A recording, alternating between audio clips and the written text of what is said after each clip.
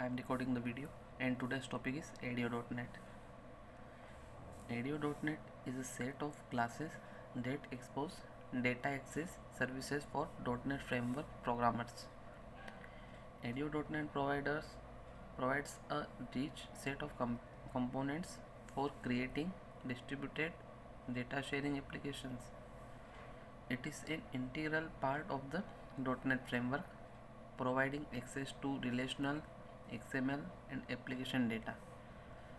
ADO.NET supports a variety of development needs, including the creation of front-end database clients and middle-tier business objects used by applications.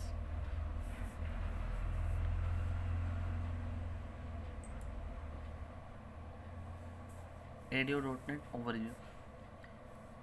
ADO.NET provides consistent access to data sources such as SQL Server and XML, and to data source exposed through OLEDB and ODBC. Data sharing consumer applications can use ADO.NET to connect to this data source and retrieve, handle and update the data that they contain. ADO.NET separates data access from data manipulation into discrete components that can be used separately or in tandem. ADO.NET includes .NET Framework Data Provider for connecting to a database, executing a command and retrieving result. Those results are either processed directly, placed in an ADO.NET dataset object in order to be exposed to the user in an ad hoc manner, combined with data from multiple sources or passed between tiers. The datasets object can also be used independently of a .NET Framework data provider to manage data local to the application or sourced from XML. The ADO.NET classes are found in a system.data.dll and are integrated with the XML classes found in system.xml.dll. ADO.NET provides functionality to developers who write a managed code similar to the functionality provided to native component object model developers by ActiveX Data Object. We recommended that you use ADO.NET, not ADO, for accessing data in your .NET applications.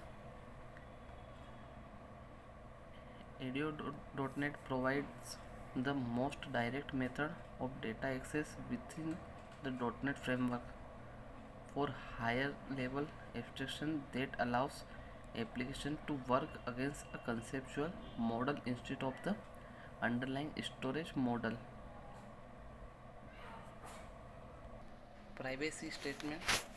The system.data.dll, system.data.design.dll, system.data.oracle clients.dll, system.data.sql.xml.dll and system.data.data-extension.dll assemblies do not distinguish between a user's private data and non-private data.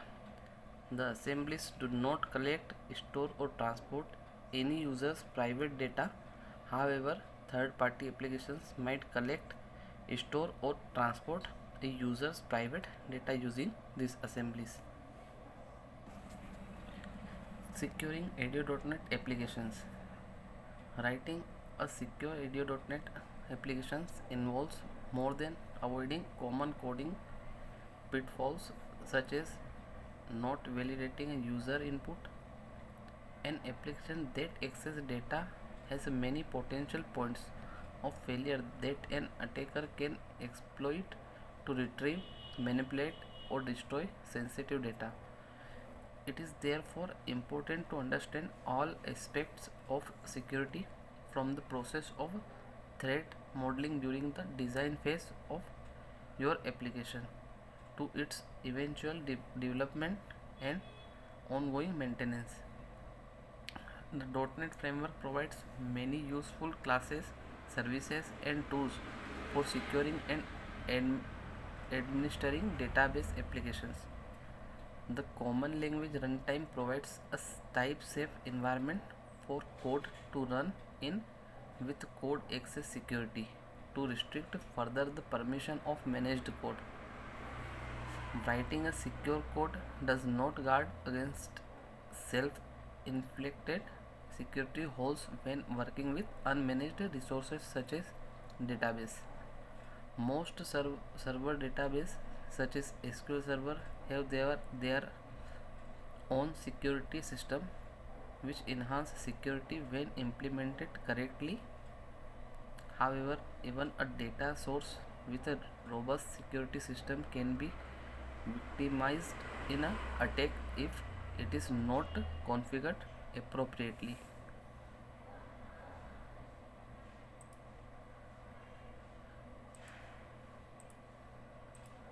Data type mappings in ADO.NET. The .NET framework is based on the Common Type System, which defines how types are declared, used, and managed in the runtime. It consists of both value types, and difference types, which all derive from the object-based type. When working with a data source, the data type is inferred from the data provider if it is not explicitly specified. For example, a dataset object is independent of any specific data. Data in a dataset is retrieved from a data source and changes are persisted back to the data source by using a data adapter.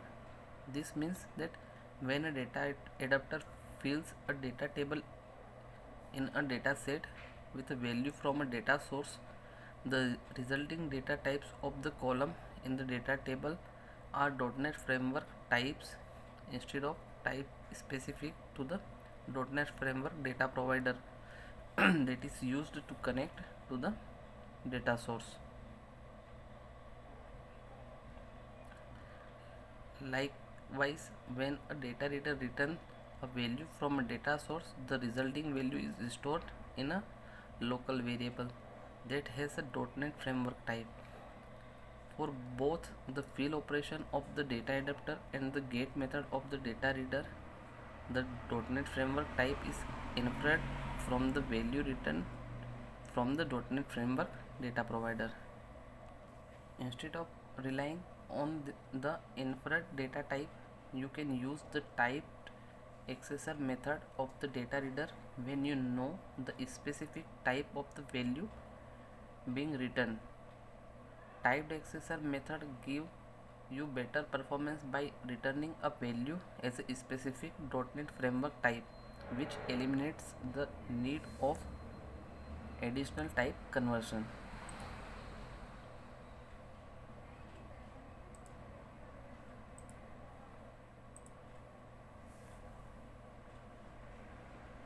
Link you to dataset.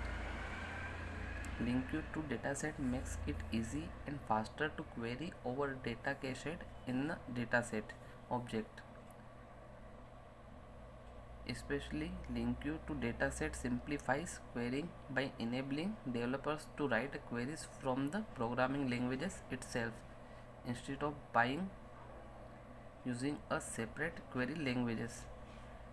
This is especially useful for Visual Studio developers who can now take advantage of the compile time, syntax checking, static typing, and IntelliSense support provided by the Visual Studio in their queries. Thank you.